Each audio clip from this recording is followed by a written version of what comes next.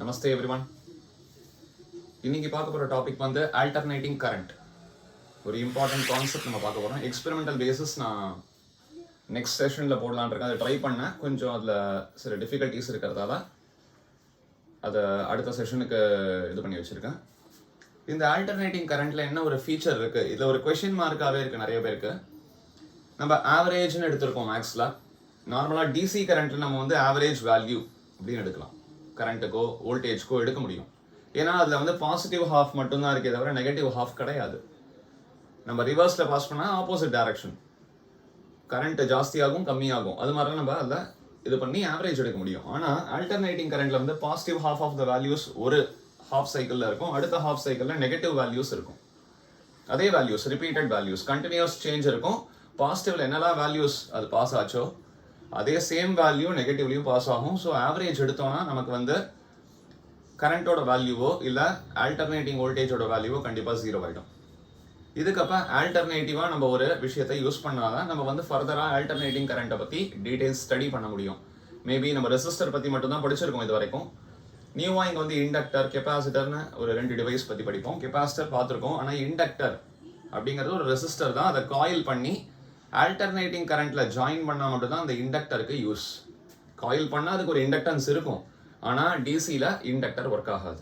அப்படிங்கிறத பற்றி 12th படிக்கிறோம்.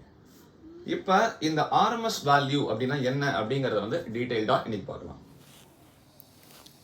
இன்னைக்கு ஆல்டர்னேட்டிங் கரண்ட் பற்றி டிஸ்கஸ் பண்ணுறோம்.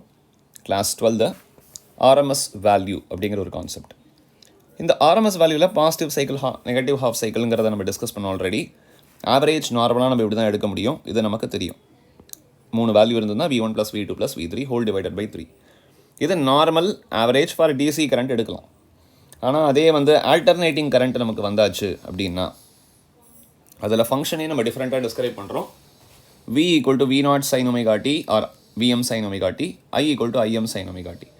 சைன் ஃபங்க்ஷனாவோ இல்லை கொசைன் ஃபங்க்ஷனாவோ தான் கரண்ட்டையும் வோல்டேஜையும் நம்ம இங்கே எக்ஸ்ப்ரெஸ் பண்ணுறோம்.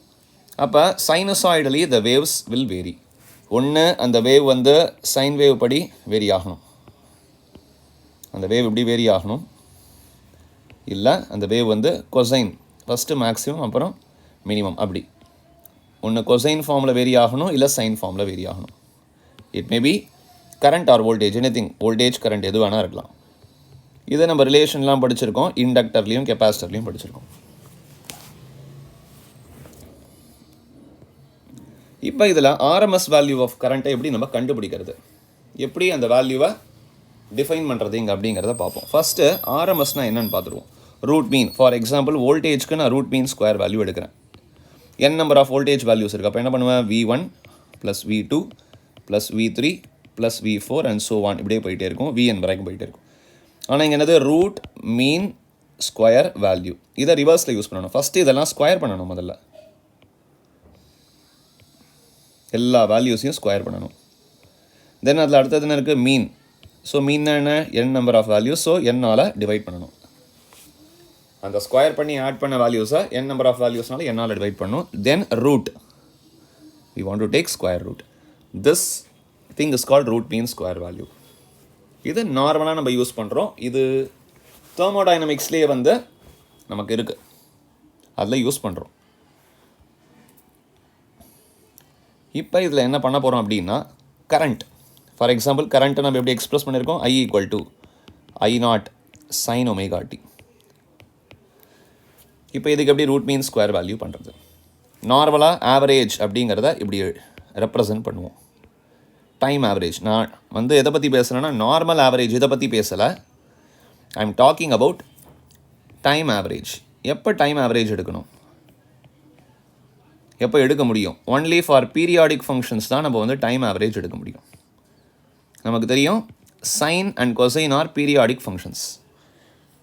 சைனை டிஃப்ரென்ஷியேட் பண்ணால் காஸ் வரும், காசு டிஃப்ரென்ஷியேட் பண்ணால் சைன் வரும் தெரியும். So they are all periodic functions, they are continuously varying and repeating ஃபங்க்ஷன்ஸ்னு தெரியும். டைம் ஆவரேஜ் ஃபங்க்ஷன்ஸ், பீரியாடிக் ஃபங்க்ஷன்ஸுங்கிறத வந்து நம்ம ஒரு எக்ஸாம்பிள் எடுத்துப்போம். f(t), ஆவரேஜ்க்கு இந்த சிம்பிள் போடுவோன்னு சொல்லியிருக்கேன் நான். இதுதான் டைம் ஆவரேஜோட சிம்பிள். நான் இங்கே ஒரு ஃபங்க்ஷன் f(t) எடுத்துகிட்டு இருக்கேன். இதுக்கு எப்படி நம்ம டைம் ஆவரேஜ் எடுக்கணும்னா 1/time பீரியட், ஏன்னா அந்த டைம் பீரியடுக்கு தான் எடுக்கிறோம். ஸோ அதனால் 1/t integral between the limit 0 to t ஏதாவது ஒரு டைம் பீரியட் 0 to t ஒரு t to 2t 2t to 3t integral of f of t dt. இதான் பீரியாடிக் ஃபங்க்ஷன்ஸோட டைம் ஆவரேஜ். இந்த வேலை தான் வந்து பீரியாடிக் ஃபங்க்ஷன்ஸ்க்கு டைம் ஆவரேஜ் எடுக்கணும். இப்போ நான் என்ன பண்ண போகிறேன்னா டைம் ஆவரேஜ் ஆஃப் ஐ. ஆனால் இங்கே பார்த்தோன்னா root mean square value. Root mean square வேல்யூக்கு வந்து நம்ம இது பீரியாடிக் ஃபங்க்ஷன்ஸ்னால டைம் ஆவரேஜ் எடுக்கணும். அதுக்கு நம்ம என்ன சொல்கிறோம், முதல்ல ஸ்கொயர் பண்ணணும். அப்போ நம்ம ஐயை ஸ்கொயர் பண்ணிப்போம். அப்போ மீன் எடுக்கிறதுக்கு ஸ்கொயர் பண்ணிக்கிறோம். டைம் ஆவரேஜில் வந்து ஃபஸ்ட்டு ஸ்கொயர் பண்ணிக்கிட்டு ஆவரேஜ் எடுக்கணும். ஏன்னா RMSன்னு படிச்சிருக்கோம். அதில் வந்து ஸ்கொயரிங் தென் மீன் தென் ரூட். ஃபஸ்ட்டு ஸ்கொயர் பண்ணிட்டோம், இப்போ மீன் எடுக்க போகிறோம். எப்படி டைம் ஆவரேஜில் இது பண்ண போகிறோம். 0 to t what function we are having I0 sin omega t. Square பண்ணுங்கிறதால I0 square sin square omega t dt அந்த ஃபங்க்ஷன். இங்கே f of tங்கிற ஃபங்க்ஷன் வந்து I square. So I0 square sin square omega t. இதே v ஸ்கொயர்னா V0 square sin square omega t. cos square omega tக்கும் பண்ணலாம், தப்பு கிடையாது. இப்போ இந்த ஆவரேஜ் வந்து ஃபர்தர் எப்படி எழுதலாம் பாருங்க. 1/I0ங்கிறது constant. So I0 square by t integral between the limit 0 to t sin square omega t by the identity நம்ம இப்படி எழுதலாம். cos a plus b cos a minus b அந்த ஐடென்டிட்டிலேருந்து 1 minus cos 2 omega t by 2 into dt. First square பண்ணுறோம், தென் மீன் எடுத்துருக்கோம். Root கடைசியாக எடுக்கணும் நம்ம. இப்போ ஃபர்தராக 2 வெளில எடுத்துடலாம். I0 square by 2t integral of dt minus integral of cos 2 omega t dt between the limits 0 to t.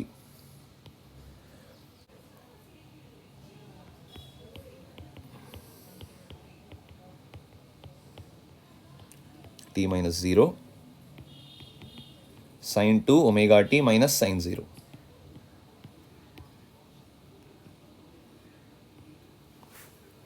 இதில் sin 2 omega t இது வந்து sin 4 pi. ஏன்னா நமக்கு தெரியும் tங்கிறது 2 pi by omega, omega cancel ஆகிடும், sin 4 pi minus sin 0. அப்போ இந்த ரெண்டு டேர்ம்ஸுமே நமக்கு என்ன இருக்குது, 0 தான். sin 4 பைங்கிறது sin 2 pi plus 2 pi sin 4 pi. இப்போ ரிமைனிங் நமக்கு என்ன இருக்குது, I0.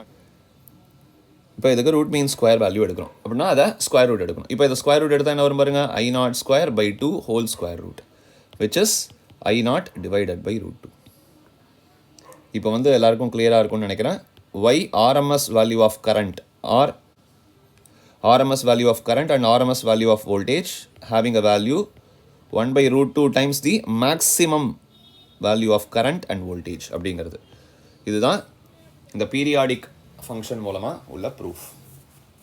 இதுதான் RMS current and RMS voltage. இப்படி தான் வந்து RMSங்கிறத நம்ம பண்ணணும். நார்மலாக ஆவரேஜுங்கிறத I average அப்படின்னு எழுதிடுவோம். நமக்கு தெரியும் 1 by root 2 is 0.707, 0.707 I0. Similarly, VRMS is 0.707 V0. இதாங்க RMS கரண்ட்டை பற்றி, RMS வோல்டேஜ். RMSனால் என்னங்கிறது இப்போ கிளியராக புரிஞ்சிருக்கும்னு நினைக்கிறேன். நெக்ஸ்ட் செஷன் வேறு ஒரு நல்ல ஒரு டாப்பிக்கோட வில் மீட் ஸ்டூடெண்ட்ஸ். தேங்க்யூ.